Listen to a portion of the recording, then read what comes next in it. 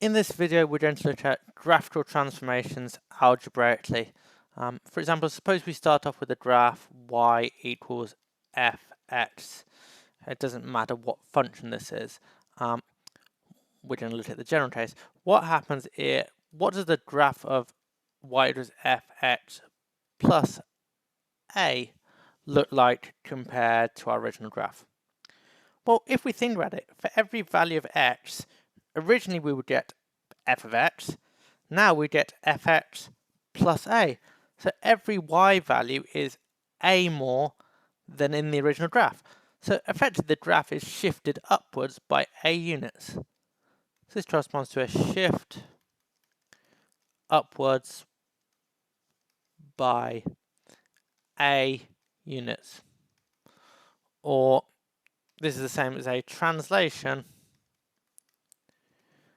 by a in the y direction. How about if we were asked for y equals fx plus a in brackets? So now the function f is applied to the entirety of x plus a. We don't just apply it to x and then add a at the end. Now this corresponds to a shift leftwards by a units, and that's a translation by a in the negative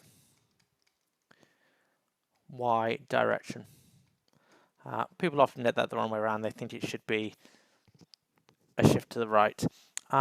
Let's have an example. Suppose our original function was y equals x squared. So that's our fx. And we also want to look at y equals x squared plus 2 and y equals x plus 2 squared. Now hopefully you can see that the x squared plus 2 corresponds to this fx plus a function. And similarly, hopefully you can see that the x plus 2 all squared corresponds to fx plus a. So let's have a look in a separate sort of graphical plotting software to see how these look.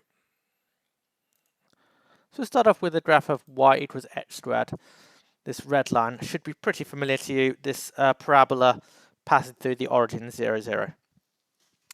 Now we'll look at the graph of y equals x squared plus 2. So that's the same graph, but should be shifted up by 2 units. Okay, so every point, every y value is increased by 2. So, before, originally when x was 1, y was 1. Now when x is 1, y is shifted up by 2, so now y is 3. When x is 2, y was 4, now it's shifted up by 2, so now y is equal to 6. So this is indeed the shift up by 2 units everywhere. How about y equals x plus 2 all squared? Remember, we think this should be shifted to the left by 2 units. Let's see if that is true. Okay, so the green graph, it is indeed the red graph shifted to the left by 2 units. So for a given x value, you just have to shift it to the left by 2. It's exactly the same shape, but the whole graph is shifted to the left by 2 units. Okay, great. That seems to be worked out with what we expected.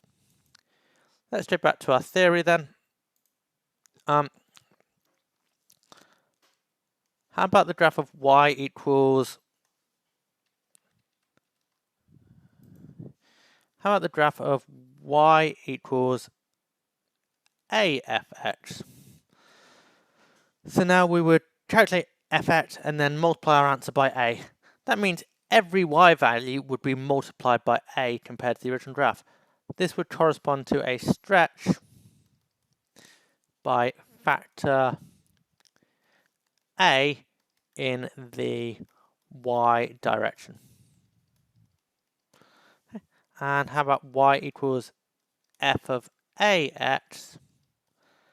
This is a stretch by a factor 1 over a in the x direction.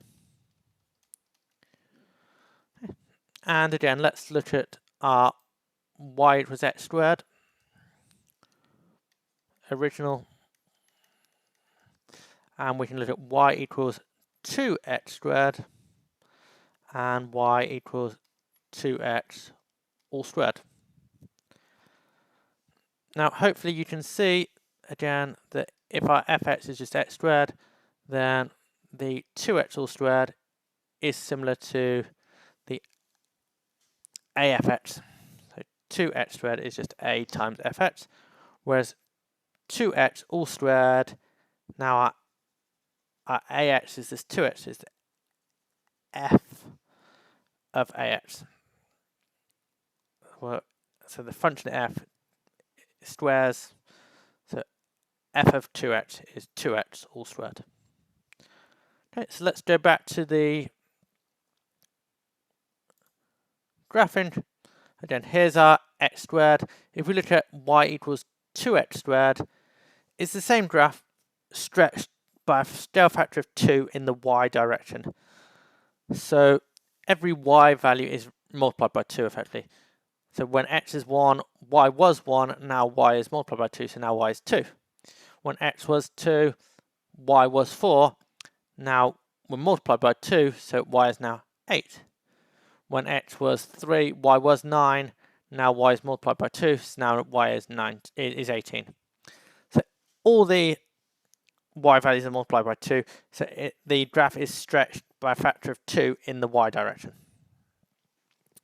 How about y equals 2x all squared? That's the black graph. Now it's stretched by a scale factor of 1 over 2 in the x direction. So for a given y value, let's say y equals 5. So originally when y equals 5, x is about 2.2, a little bit less than 2.2. Well, a little bit more than 2.2, a little bit less than 2.25, I think, based on this scale. So around 2.2. Now, on the black graph, y equals 2x squared. For y to be equal to 5, then x is about 1.1. So it's halved. Let's have a look at when y is 20. When y is 20, on the red graph, x was about 4.5. Now we need, on the black graph, y is about 2.25. So halved. X is about 2.25. So all the x coordinates are basically halved. So the whole thing is sort of squashed by a scale factor of 2, or that's squashed by a scale factor of 2 in the x direction is the same as stretched by a scale factor of a half in the x direction. Now, the most common thing that people that probably comes up with these graph transformations are for trig graphs. So let's do an example of a trig graph, and we can see the example, e.g. y equals sine x. So hopefully we're familiar with a standard sine wave.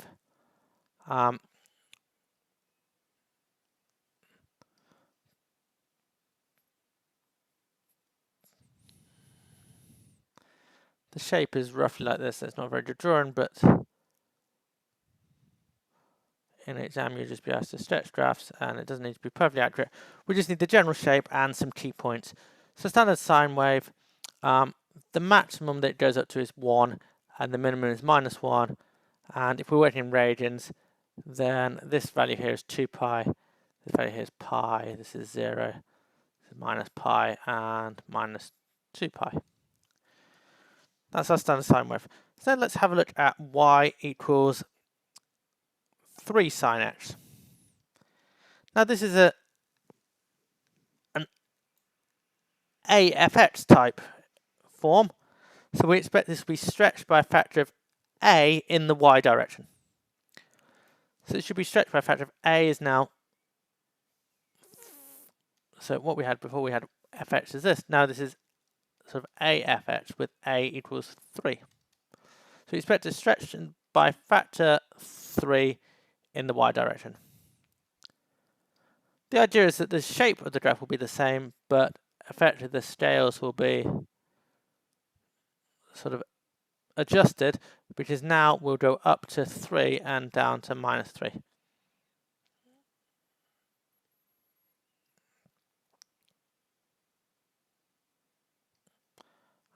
The crossing points will be exactly the same.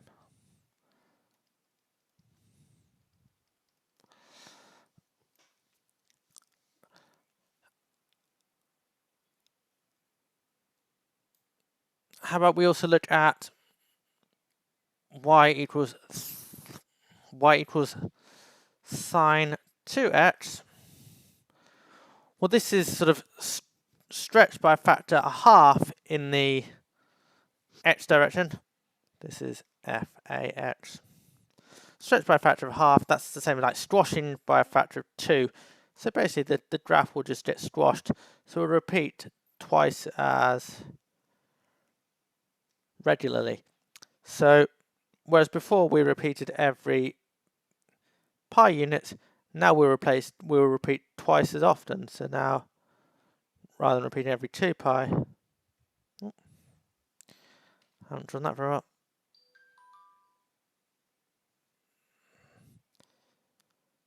Now we'll repeat twice as often. And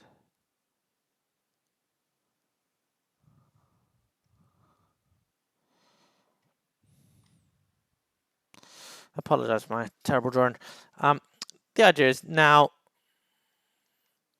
rather than repeating every 2 pi, we now repeat every pi.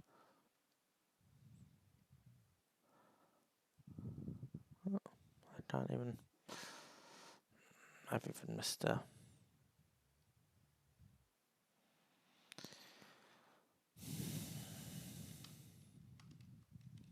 I'm just going to try and draw that one again, because I didn't draw that very well.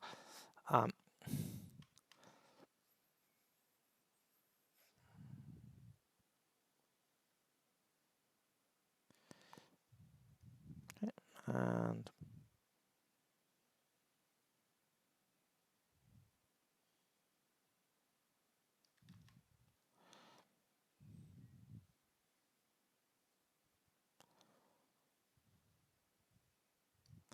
okay, again, hard to draw on the computer, unfortunately, but hopefully you get the idea. And now this is minus pi, and this is minus 2 pi. Okay.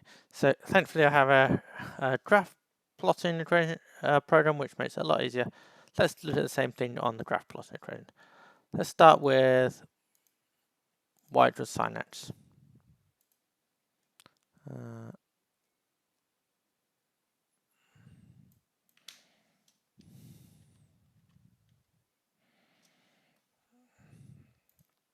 Okay, so here's my graph of y equals sine x. Hopefully you get the idea. Where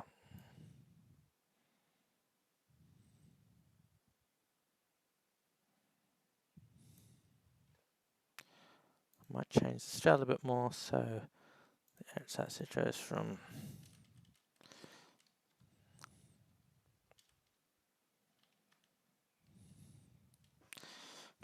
so the scales, the numbers are in numbers rather than in terms of pi, but obviously 2 pi is just over 6, so that's why we cross here just over 6. This is y equals sine x. Now y equals 3 sine x, same graph, but stretched by a scale factor of 3 in the y direction. And now the other one we did was y equals sine 2x, same as the original, but twice as frequent. So squashed by a scale factor of 2. So twice as frequent. And then we can actually combine these two things together to get y equals 3 sine 2x. Sometimes you have to be a bit careful when you combine multiple transformations to make sure you apply them in the correct order. But in this case, you can just apply both transformations in a quite straightforward manner.